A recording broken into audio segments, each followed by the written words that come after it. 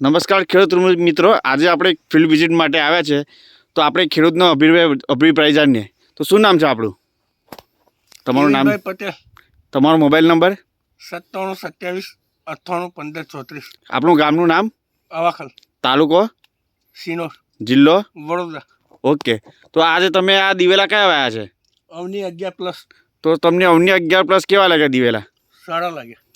શું અમુક તમને ખાસિયત લાગે છે અવની 11માં? સુકારો ઓછો. એક તો સુકારો ઓછો આવે છે, ખેડૂતને એવું કહેવું છે.